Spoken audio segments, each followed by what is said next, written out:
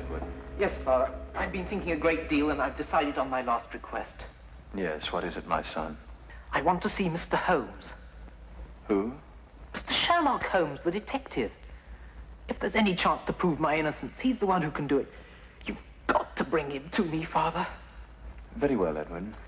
If the man can be found, I'll have him brought here. Mr. Sherlock Holmes.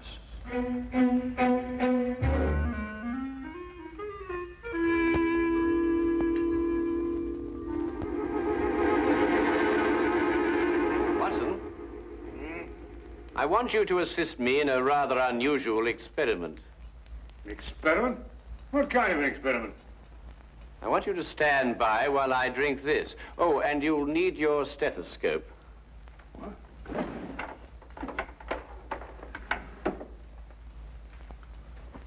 I say, Holmes, is it lethal?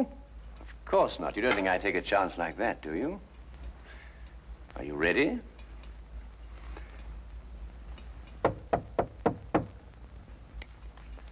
Oh, thank goodness, whoever you are. Oh, dear.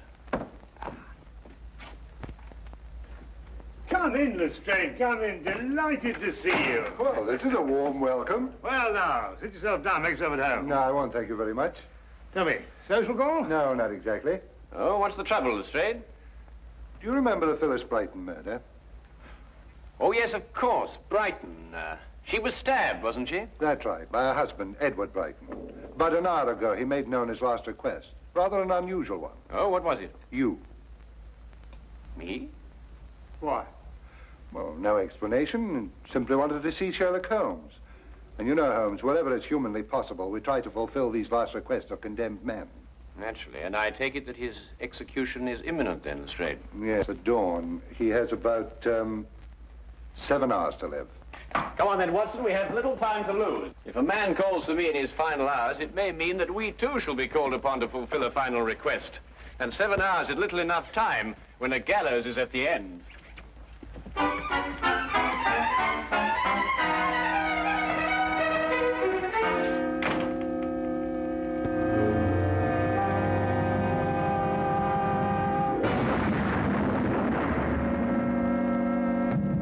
it came to me, Mr. Holmes. I was lying here on my cot, and suddenly I remembered something that happened the night of the murder. It had entirely escaped my memory until now. What was that recollection, Mr. Brighton? I'm afraid it won't make sense to you until you understand some of the other facts in the case. Oh, yes, of course. Well, please go on. It was a Sunday afternoon, last April, when I first met Phyllis. We hit it off together immediately, and 3 weeks later we were married. She was very beautiful, Mr. Holmes.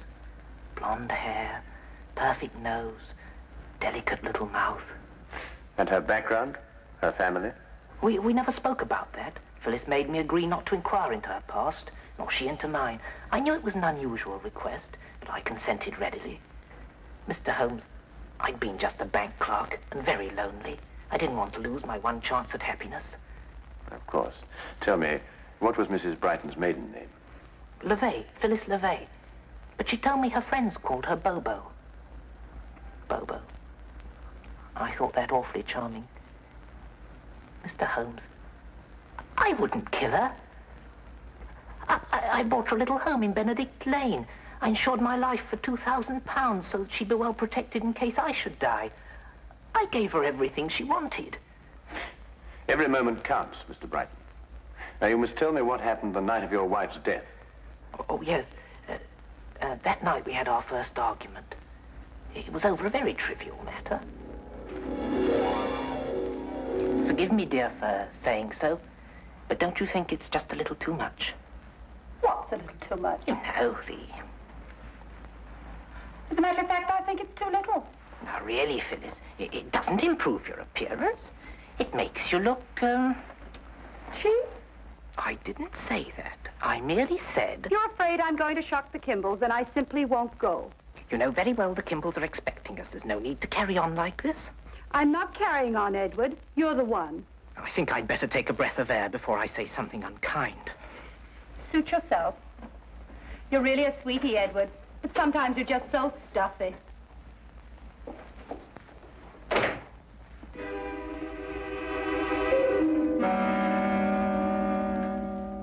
That was the extent of it, Mr. Holmes. It was just a mild little row. But at the trial, the neighbors testified we had a violent argument that night. To this moment, I can't understand why they should say such a thing. After you left your wife, what did you do? I merely walked. I don't know exactly where. I just walked. After a while, I began to think of some way to apologize to Phyllis. I didn't want to make her unhappy, even over the smallest thing. I must have traveled a good long distance when suddenly I began to feel ill. Ill? Yes, I'd contracted malaria as a young man in South Africa. I knew I was in for another one of my seizures. Dr. Watson, you know what malaria does to a man? Oh, yes, indeed. High fever, sweats, chills, and sudden fainting spells. That's it. With the first chills, I instinctively turned back towards the house. I had medicine there that would lessen the effect of the attack. I wasn't aware of the street or anything around me. Each step I took became a struggle.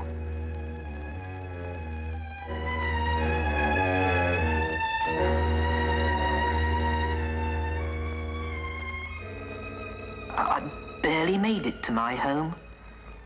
I stumbled onto the front steps, and there it was, on the ground.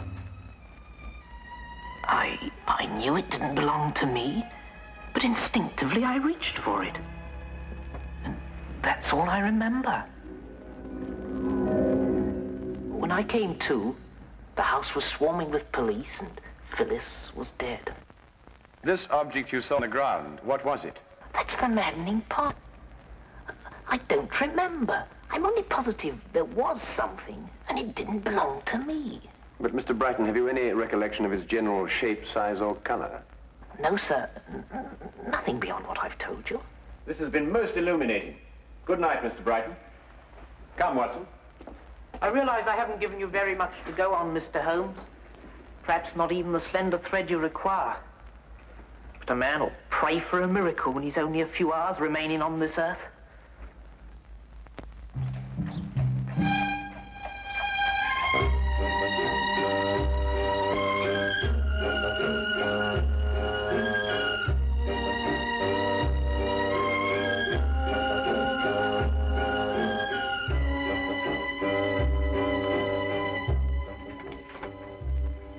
Ah, Holmes, come in.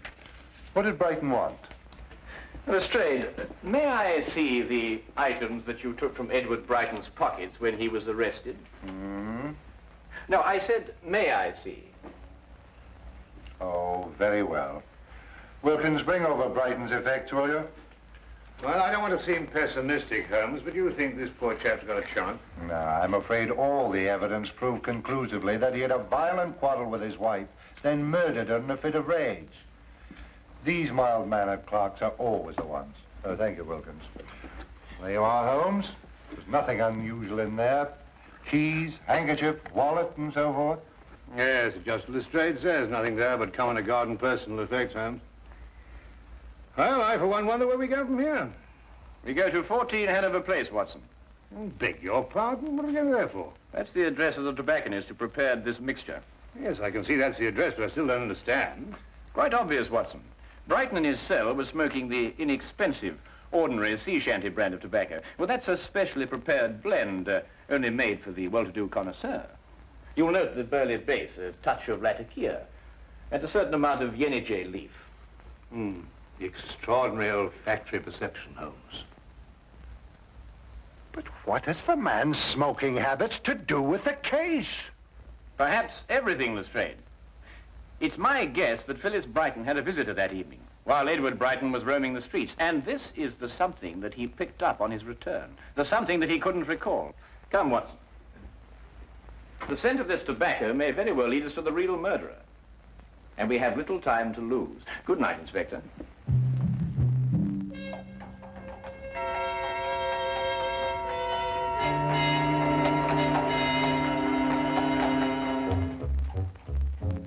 The package of tobacco was a thin thread to follow, and it seemed a desperate chance for Holmes to take. With only a few hours standing between Brighton and death, there was no time for false leads that would have to be abandoned. A mistake now could mean disaster.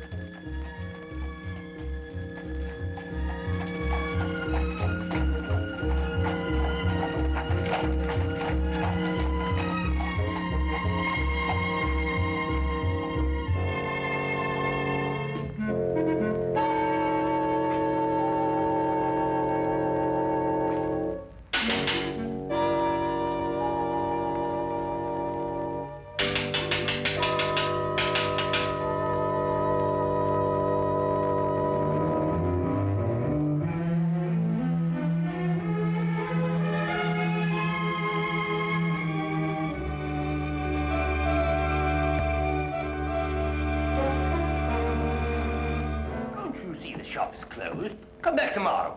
Tomorrow will be too late. We must see you now. What about? Murder. Murder? Murder.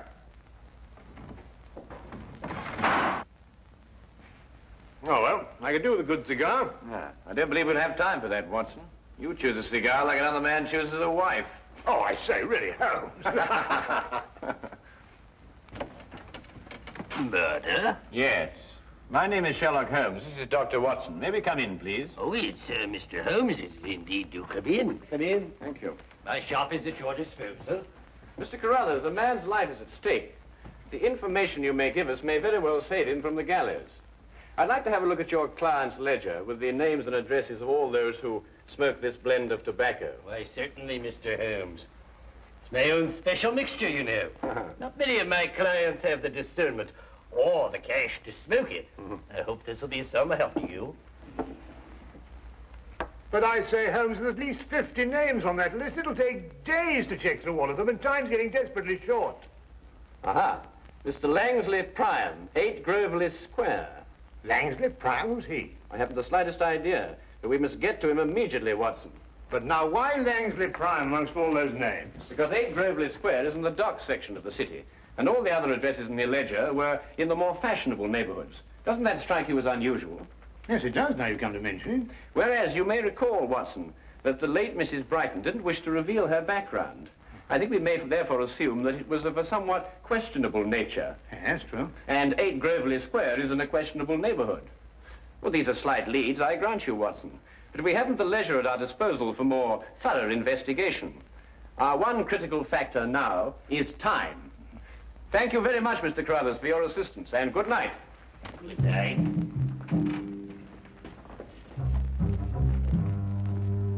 Murder.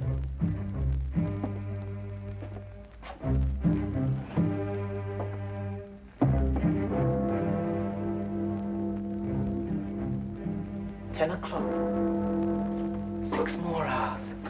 Inspector Lestrade, do you really think Mr. Holmes will discover anything? If there's anything to be discovered, he's the man to do it. I wonder where he is now. It seems impossible. All I could give him were a few hours of vague memory.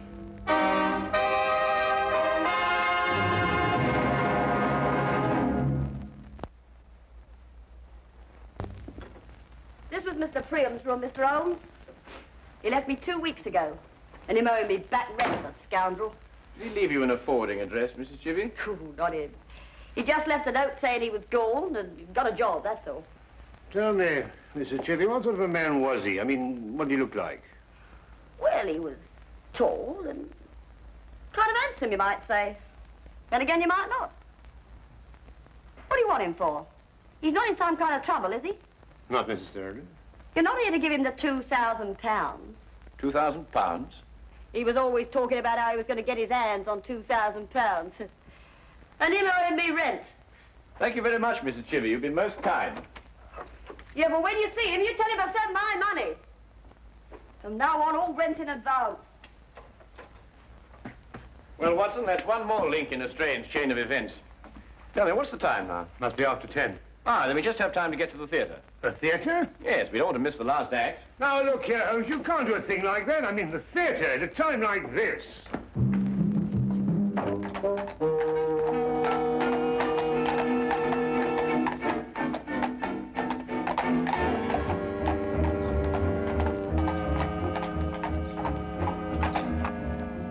Really, Holmes, your desire for entertainment is most callous. What do you make of this? It's hair. And just the same, I can't see how you can go on sitting there reading the paper with apparent indifference to the matter in hand. It's not ordinary hair, Watson. It's crepe hair, used to make false beards and moustaches. Oh, nonsense. I mean, if a man wants a moustache, he can grow one like anybody else. Well, Watson, actors often have need of simulated beards and moustaches. Actors? Yes? Do you mean it's an actor we're after? I'd wager so, inasmuch as I discovered that in Mr. Priam's dressing table drawer. I see. But even then, Holmes, how are we going to find out what theatre he's performing in? I mean, there must be at least 24 plays being presented in London this evening alone. That is precisely my reason for reading the theatrical page of the newspaper. And I noticed that only one play opened at the same time our Mr. Priam suddenly departed from Mrs. Chivy's lodging house. I hope you like Shakespeare, Watson.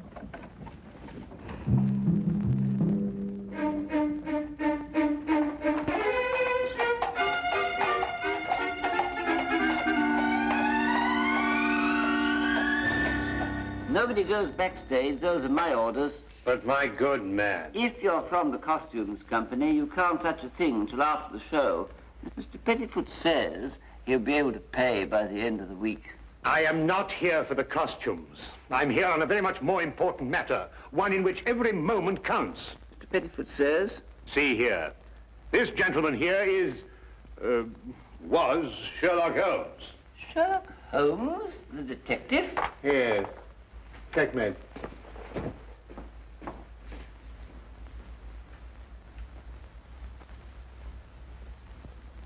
Mr. Holmes, the final death scene is just starting. I can't ring down the curtain until it's all over. And how do you know that Mr. Priam is the man that you are looking for? No, I'm very sorry. You'll just have to wait until the end of the play. The show must go on. My dear sir, a man's life is at stake. With all due respect to the bard, I may be forced to tread the boards myself. Holmes? Holmes, where are you? Oh. I nearly broke my blasted neck finding you. Watson, this is Mr. Pettifoot. Pettifoot? What? Foot. You know, foot. Oh, I beg your pardon, Mr. Pettifoot, my friend and associate, Dr. Watson. How do you do? How do you do? Mr. Pettifoot refuses to lower the curtain, Watson. Absolutely.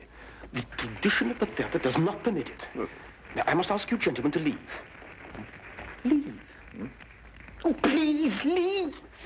Oh, very well. Come on, Watson. It is the cause. It is the cause, my soul. Let me not name it to you, you chaste stars. It is the cause.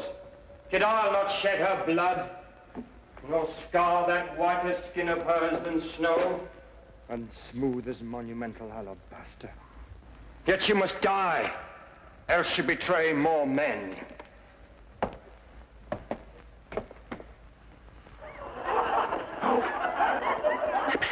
Put out the light, and then put out the light. If I quench thee, they flaming minister, I can again their former light restore.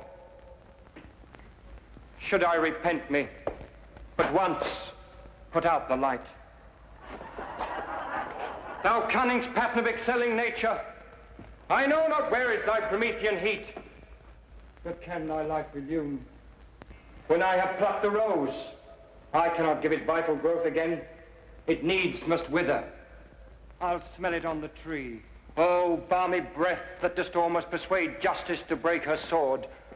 One more! One more! Be thus when thou art dead, and I will kill thee. What have you done? What have you done? Oh, quick, take us to Priam's dressing room. Oh, all right, I don't care what happens anymore. I'll be ruined. I'll be the laughing stock of the theatre. Detectives in Shakespeare. Strike where it doth love. She wakes. Yeah.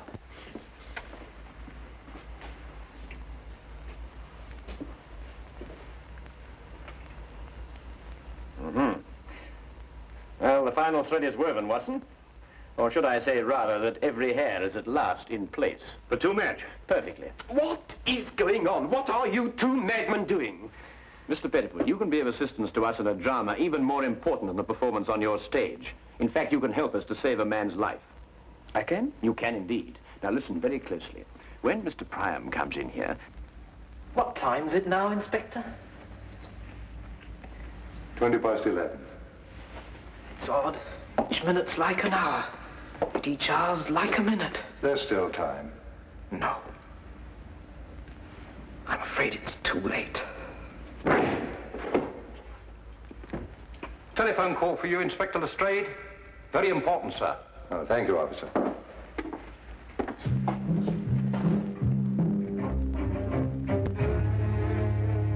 Say, Holmes, he'll be here any minute. You want me to hide behind the door and jump him as he comes in? No, you needn't do that, Watson. Just sit there and do nothing, whatever happens. Right.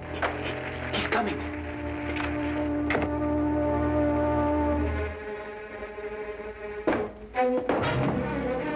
You!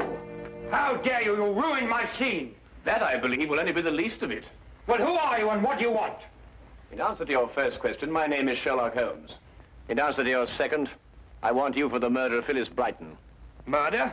Phyllis Brighton? Better known in theatrical circles as Bobo LeVay. Get out of my dressing room. Your acting stands you in good stead, Mr. Priam. You've almost convinced me of your innocence. However, acting and life are two quite different things.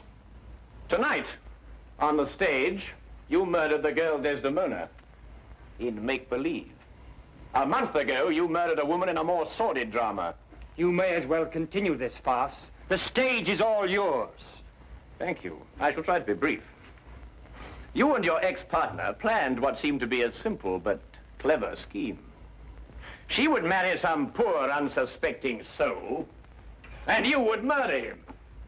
And then the pair of you would share the insurance policy. Ridiculous. And it might have worked, but for one thing. Phyllis fell in love with Edward Brighton. I don't know what you're talking about. I don't know any Phyllis or any Brighton. Then perhaps, Mr. Priam, you are familiar with Romeo's lines. How oft, when men are at the point of death, have they been merry? Get out of here! I've heard enough! Not quite enough, Priam. It was you who had the vicious argument with Phyllis Brighton when she refused to continue with your scheme. And it was you who, in a fit of jealous rage, stabbed her to death. And so shall you die! Holmes! Let me go! Let me go! I came here as soon as I got your telephone message, Holmes. What's going on here and who's he? No time to explain now, Lestrade. I want you to arrest this man and order a stay of execution for Brighton. I'll be able to prove conclusively in the morning that Brighton is innocent and this man is guilty. All right, Holmes, I'll take your word for it. You'd better come along with me.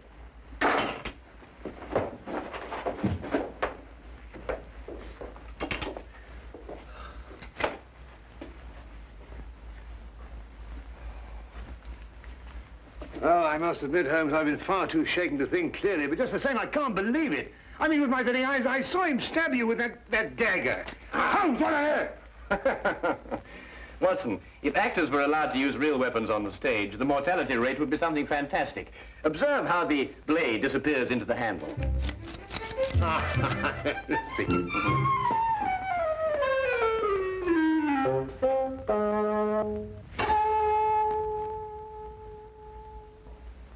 Holmes. Holmes.